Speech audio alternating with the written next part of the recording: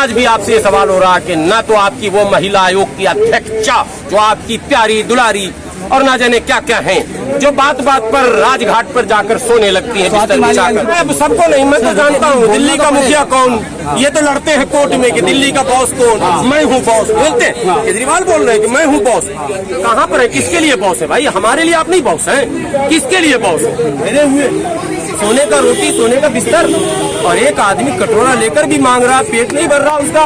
दिल्ली की राजधानी, देश की राजधानी दिल्ली, सारे लाल बत्ती पर जाइए, लोग भीख मांग रहे हैं। कहाँ? बांग्लादेशी है, पाकिस्तानी है, अफगानी है, कौन है लोग? सरकार जांच करे ये कौन लोग हैं जो लाल बत्ती पर भीख मांग रहे हैं। तो जब छलकेगा ना दर्द, तो धीरे धीरे व्यवस्था परिवर्तन के लिए लोग अपने आप को तैयार करेंगे, प्रिपेयर करेंगे, रास्ता बनेगा। भारत के अगर लोग हैं तो ये शर्म की बात है, ये हमारे लिए कलंक है। इससे उबरना होगा देश को। आर्थिक विषमता इतनी कि क्राइम हो जाए, आर्थिक विषमता के कारण आज क्राइम बढ़ रहे हैं कि मौलाना साहब पर FIR होनी चाहिए। कहाँ से पावर आ गया? केजरीवाल जी, मैं सवाल पूछ रहा हूँ, हो कौन तुम? तुम्हारे पास तो पुलिस नहीं है, तुम्हारे पास तो अधिकार नहीं है, तुम्हारे पास तो पावर नहीं है, तो मौलाना साहब पर FIR कराने वाले तुम कौन हो भाई? वो गृह मंत्री कराते, अमित शाह जी कराते, दिल्ली के CP कराते, आप कौन हो भाई? अगर आपके पास पावर है तो फिर सादिया मामले में क्यों नहीं? वहाँ आपकी पावर का क्या हो गया? ये सवाल तो बनेगा सवाल।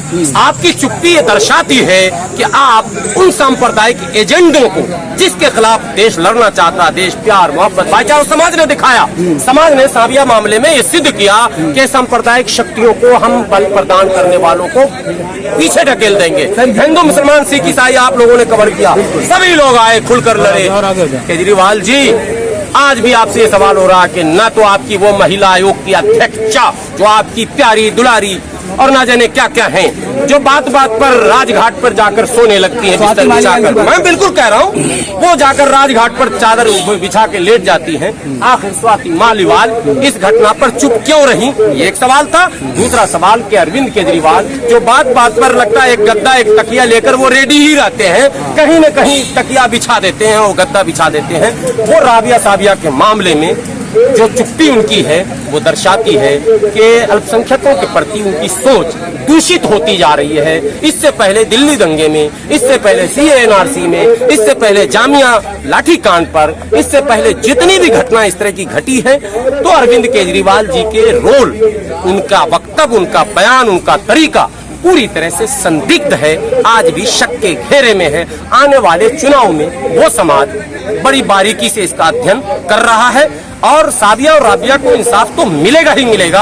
आप जैसे पत्रकार और लोग समाज सेवी मैदान में है, लीगल एक्सपर्ट मैदान में है, बड़े बड़े वकील लगे हुए हैं और दिल्ली पुलिस का भी सकारात्मक रवैया सामने आने लगा है। केजरीवाल पे सवाल, मंत्री है, महिला मंत्री है, वो खामोश हो जाते हैं। मैं सबको नहीं, मैं तो जानता हूँ दिल्ली का मुखिया कौन, ये तो लड़ते हैं कोर्ट में कि दिल्ली का बॉस कौन, मैं हूँ बॉस बोलते हैं। केजरीवाल बोल रहे हैं कि मैं हूँ बॉस। कहाँ पर है, किसके लिए बॉस है भाई? हमारे लिए आप नहीं बॉस हैं, किसके लिए बॉस है? मतलब मैं जातिवाद और संप्रदायवाद का विरोधी हूँ, मैं बोलना नहीं चाहता हूँ, मजबूर ये कर देते हैं बोलने। नहीं, लेकिन दिल्ली पुलिस तो अमित शाह के अंडर आती है ना, तो आप उनके खिलाफ नहीं? तो तबलीगी जमात वाले में अमित शाह के अंडर में नहीं थी क्या?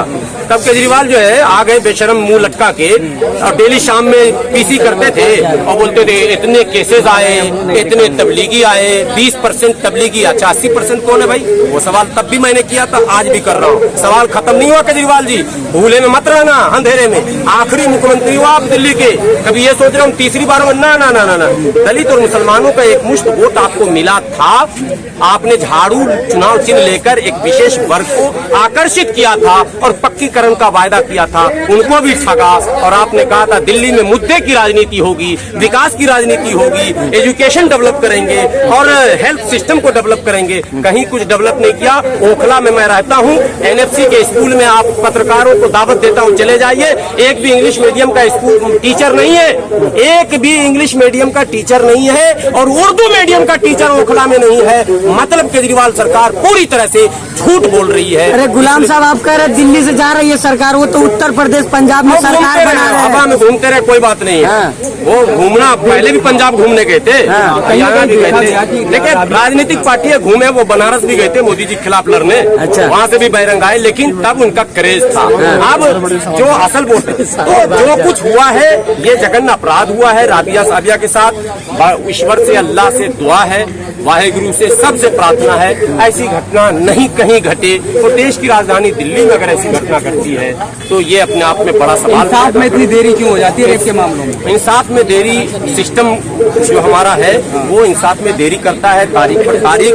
देखिए प्रधानमंत्री भी रो रो कर बोलते रहे कि जब से अब हमारी सरकार आई 15 दिन में ही इंसाफ देते हैं। लखनऊ के भाषण में उन्होंने कहा दिया हमारी सरकार बड़ा फास्ट काम कर रही है, काम कहीं फास्ट नहीं हो रहा। अपराधी को बचाने का प्रयास आज भी किया जाता है एक विशेष वर्गों के द्वारा, जो कि गलत है, नहीं होना चाहिए था।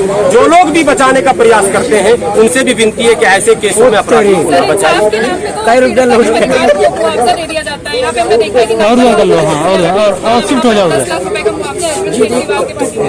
नहीं, कंपनसेशन एक अलग एडिशनल सब्जेक्ट पीछे हो जाएगा। कंपनसेशन का इस न्याय से कोई सीधा संबंध नहीं है। और न्याय एक अलग लड़ाई है, न्यायिक लड़ाई बदस्तूर जारी रहती है, उसका स्टेप होता है, डे टू डे हियरिंग उसकी होती है, वो एक प्रोसीजर है, लीगल अलग। कंपनसेशन जो है सरकार का एक काम है फैमिली वेलफेयर के लिए, चूंकि वो पीड़ित परिवार सदमे में होती है, कई नुकसान उससे होते हैं, सोशल उसका होता है, एक व्यक्ति समाज का मनुष्य परिवार का एक व्यक्ति चला गया होता है, तो एक प्रावधान सरकार ने बनाया है कि ऐसे परिवार को आर्थिक सहायता दिया जाए ताकि वो उस गम से, दुख से उबर सके। तो कंपनसेशन ये सब्जेक्ट लीगल नहीं है, कंपनसेशन पॉलिटिकल सब्जेक्ट है।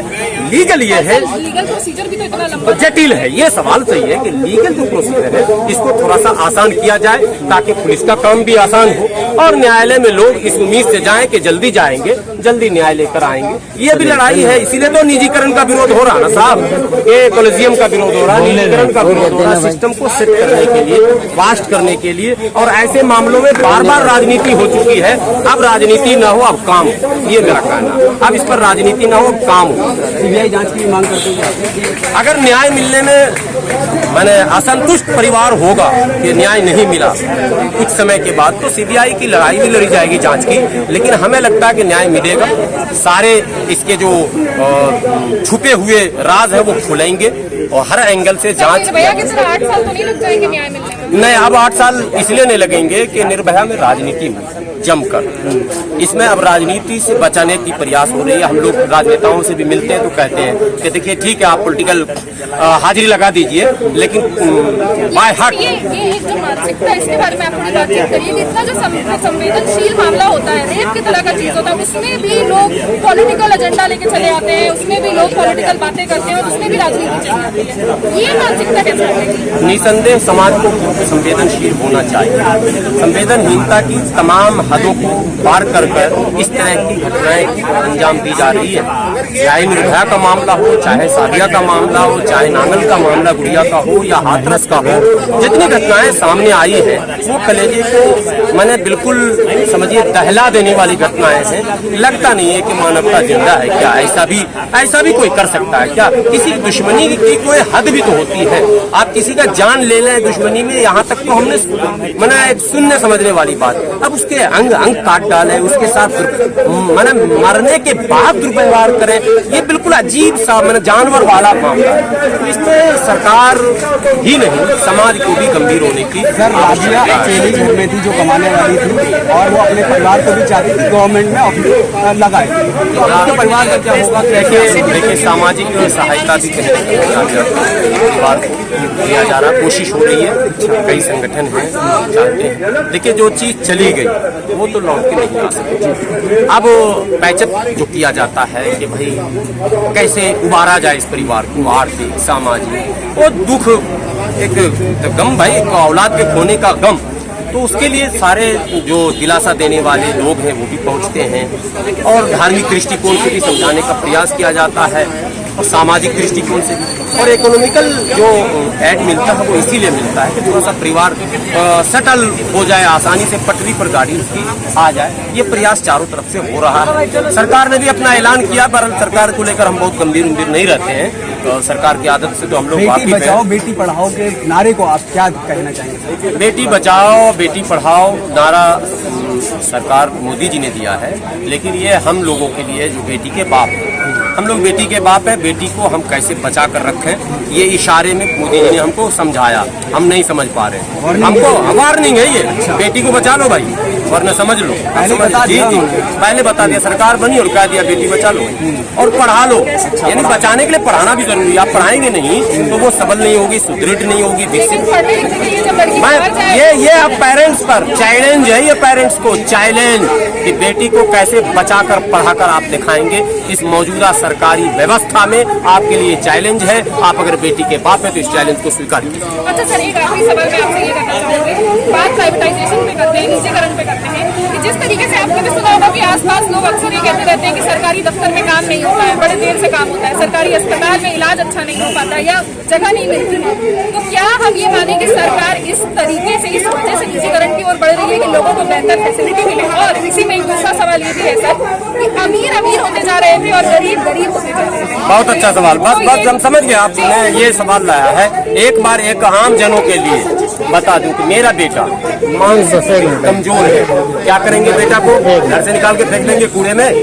उसके मानसिक इलाज के जितने भी संभावित ठिकाने हैं उसके चक्कर लगते हैं ना। अगर सरकारी महकमा काम नहीं कर रहा है तो क्या मतलब, महकमा ही खत्म कर दीजिएगा। आप कार्रवाई नहीं कर सकते, सुधार नहीं कर सकते हैं, आप उसके अंदर रेगुलेशन क्रांति नहीं ला सकते हैं, आप उसकी सफाई नहीं कर सकते हैं, आप उसको फिर से रीडेवलप नहीं कर सकते हैं, रिकंस्ट्रक्शन। मतलब क्या है ये सोच कैसे आप बना रहे हैं? ये बिल्कुल गलत। आपने बात बड़ी कही, जो निजीकरण का एक व्यक्ति के छत पे हेलीकॉप्टर, उसके आंगन में हेलीकॉप्टर, 20 गाड़ियां, 50 बंदूकधारी घेरे हुए, सोने का रोटी, सोने का बिस्तर, और एक आदमी कटोरा लेकर भी मांग रहा, पेट नहीं भर रहा उसका। दिल्ली की राजधानी, देश की राजधानी दिल्ली, सारे लाल बत्ती पर जाइए, लोग भीख मांग रहे हैं। कहाँ? बांग्लादेशी है, पाकिस्तानी है, अफगानी है, कौन है लोग?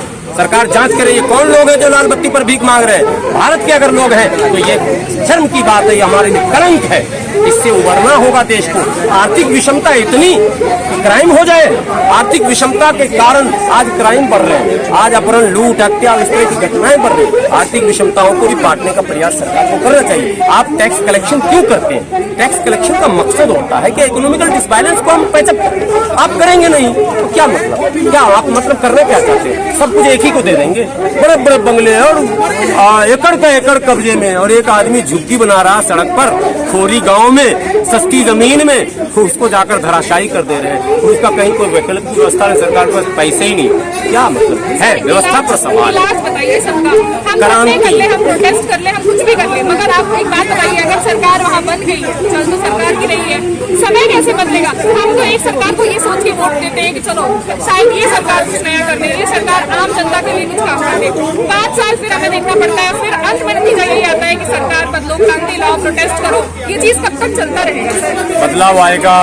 आप जैसे पत्रकारों की सोच में बदलाव आ रहा, आम जनों की सोच में बदलाव आ रहा। धोखे तो होते हैं लोकतंत्र में, लेकिन बदलाव का एक बड़ा इतिहास है इस देश में। कई बार सरकारें बदली है, व्यवस्था भी बदली है, सिस्टम भी बदला है, ऐसा नहीं कि नहीं बदला। सिस्टम बदला है, बदलते बदलते तो हम यहाँ पहुंचे हैं 21वीं सदी में। कई बदलाव के बाद हम यहाँ पहुंचे हैं कि आज हमारे सामने आप 4-5 माइक लगाए हुए, ये बदलाव है। आज से 10 साल 15 साल पहले नहीं था। बदलाव है, बदलाव आएगा और ये आवाजें उठती रहनी चाहिए, दर्द छलकता रहना चाहिए, ये लगना चाहिए कि इकोनॉमिकल डिसबैलेंस है, ये भी एक मुद्दा है। जो निजीकरण है इससे गुलामी की ओर लोग बढ़ेंगे, ये भी मुद्दा है। तो जब छलकेगा ना दर्द तो धीरे धीरे व्यवस्था परिवर्तन के लिए लोग अपने आप को तैयार करेंगे।